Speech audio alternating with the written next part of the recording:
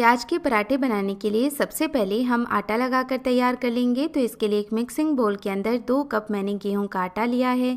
अब इसमें डालेंगे 1 छोटे चम्मच नमक और पराठे अच्छे सॉफ्ट रहें इसके लिए 1 बड़ी चम्मच इसमें मैंने घी का इस्तेमाल किया है।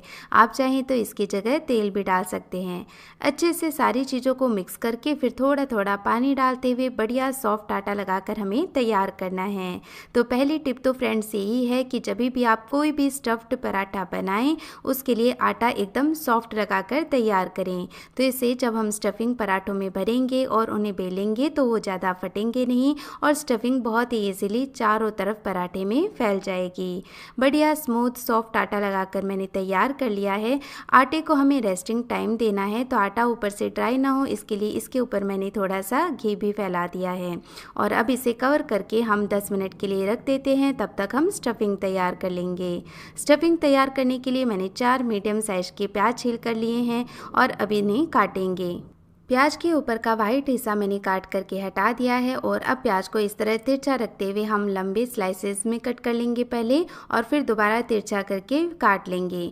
तो प्याज को एकदम फाइन करने की भी ज़रूरत नहीं है और बहुत ज़्यादा बड़ा भी नहीं रखना है। तो इस तरह मीडियम साइज के पीसेस में हम इन्हें काटेंगे। तो जब हम पराठों में इन्हें भरेंगे तो अच्छे से ये भरे भी जाएंगे और थोड़ा क्रंच भी पराठों में रहेगा इनका, तो खाने में अच्छा लगेगा। प्याज को कभी भी चॉपर में नहीं काटना है, नहीं तो वो बहुत फाइन हो जाएगा और पानी छोड़ने लगेगा। तो इस तरह सारे प्याज मैंने काट करके तैयार कर लिए हैं। प्याज के साथ ही मैं 2 हरी मिर्च भी काट करके ले रही हूँ। पराठे में ये काफ़ी अच्छी लगती है। ये हरी मिर्च ज़्यादा तीखी नहीं है इसलिए मैं 2 ले रही हूँ। आप अपने टेस्ट के अकॉर्डिंग हरी मिर्च ले सकते हैं। तो हरी मिर्च को भी इस तरह हम फाइन काट करके लेंगे। साथ ही प्याज के पराठे में बढ़िया फ्रेशनेस भी आए तो इसके लिए मैंने खूब सारा हरा धनिया भी ले लिया है और इसे भी बारीक काट लेंगे। प्याज के पराठे बनाने में भी बहुत आसान होते हैं और जो प्याज होता है वो गर्मियों में हमें ज़्यादा गर्मी के प्रकोप से भी बचाता है। तो ये गर्मी में और भी ज़्यादा स्पेशल बन जाते हैं। तो अब तीनों चीज़ों को हम एक मिक्सिंग बोल के अंदर ट्रांसफ़र कर लेंगे। अब इसी मिक्सिंग बोल के अंदर 1 इंच छीला हुआ अदरक का टुकड़ा भी मैं कद्दूकस करके डाल रही हूँ। तो इससे बहुत ही अच्छा टेस्ट मिलेगा प्याज के पराठों को। 1/4 छोटी चम्मच अब इसमें अजवाइन भी ऐड करेंगे। आप चाहें तो स्टफिंग में न डालकर आटे में भी इसे ऐड कर सकते हैं।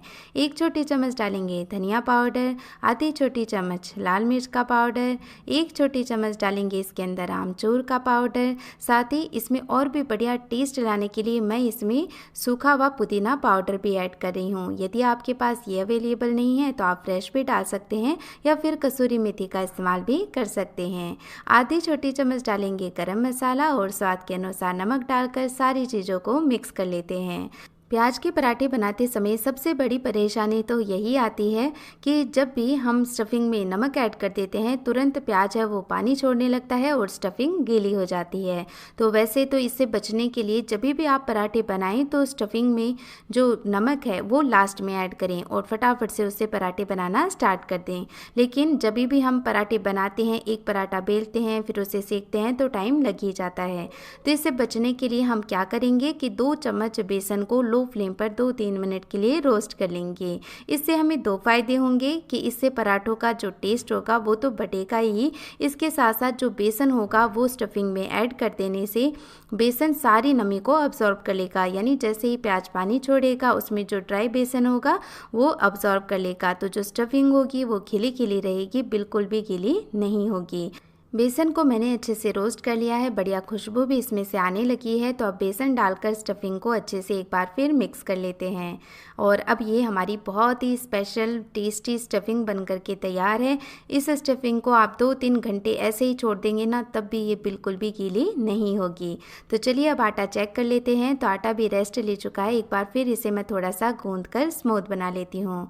अब इस आटे में से एक लोई तोड़ लेंगे और मैं ज़्यादा मोटे पराठे नहीं बनाती हूँ, यानी पराठे के ऊपर की जो लेयर होती है वो भी पतली रहे, इसके लिए मैंने रोटी की जितनी ही लोई तोड़ी है। थोड़ा सा इसे सूखे आटे में डस्ट कर लेते हैं और इसके कॉर्नर को इस तरह प्रेस कर लेते हैं ताकि इसके जो कॉर्नर है वो थोड़े पतले हो जाएं और बीच का हिस्सा मोटा रहे। तो इससे स्टफिंग फैलाना काफ़ी आसान रहता है। और अब इसे हम हथेलियों में थोड़ा सा घुमा लेते हैं और ऊपर की तरफ ले आते हैं इनके किनारों को। अब इसमें डालेंगे स्टफिंग। तो 2 चम्मच भर के मैंने अच्छे से इसमें स्टफिंग डाल दी है। तो नॉर्मल जैसे हम पराठे भरते हैं बस उसे ऐसे ही भरना है। तो नॉर्मल जिस तरह से हम पराठे भर करके तैयार करते हैं, बस इसी तरीके से इस स्टफिंग को भी भर करके तैयार करना है। स्टफिंग डालकर किनारों को ऊपर की ओर ले आएंगे और क्योंकि आटा एकदम सॉफ्ट है तो बहुत ही इजीली आटा ऊपर की ओर आ जाएगा। तो हम किनारों को पिंच करते हुए ऊपर की ओर ले आएंगे तो किनारे पतले होते जाएंगे और वो ऊपर की ओर आते जाएंगे। फिर सारे किनारों को एक जगह इकट्ठा करेंगे। अब आटे को पहले हम ऊपर की ओर ले गए थे और अब धीरे धीरे प्रेस करते हुए हम नीचे की ओर ले आएंगे, तो इससे ये फैलता जाएगा, स्टफिंग भी इसमें फैलती जाएगी। तो आगे हमें इसे बेलने में भी परेशानी नहीं आएगी और बीच का जो हिस्सा रह जाता है ज़्यादा उसे हम हटा देंगे। पहले हम हाथों से ही इस पराठे को थोड़ा फैला लेते हैं, बीच बीच में थोड़ा सा सूखा आटा लगा देंगे ताकि ये हाथों के नहीं चिपके।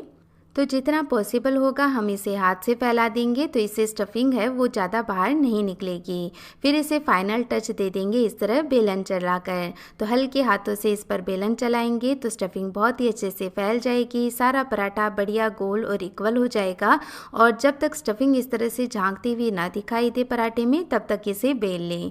इस तरह से जब स्टफिंग झांकती है और फिर हम पराठे को सेकते हैं तो वो पराठा खाने में बहुत अच्छा लगता है।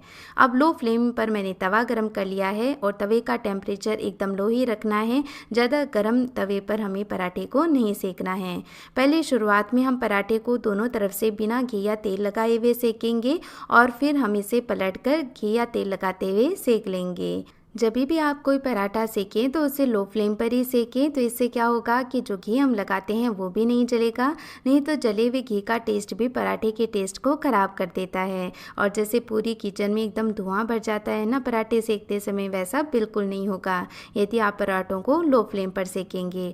और तवे को कभी भी खाली ना रहने दें, यानी एक बार जब घी तवे पर लग जाए तो या तो उसे टिश्यू पेपर से पोंछते जाएं जब तक दूसरा पराठा आप उस पर ना डालें, या फटाफट से दूसरा पराठा साइड में बेल करके तैयार कर लें। तो एक पराठा जब हटाएं तो दूसरा पराठा उस पर डाल दें, तो इससे भी जो घी है वो बिल्कुल भी नहीं जलेगा और किचन में धुआं नहीं फैलेगा। तो इस तरह पराठे को मैंने लो फ्लेम रखते हुए बढ़िया से अलटते पलटते हुए सेक लिया है। और जैसे ही पराठा आप तवे से उतारें उस पर घी या फिर बटर लगा दें तो इससे पराठा लंबे समय तक सॉफ्ट बना रहेगा और टेस्टी भी लगेगा।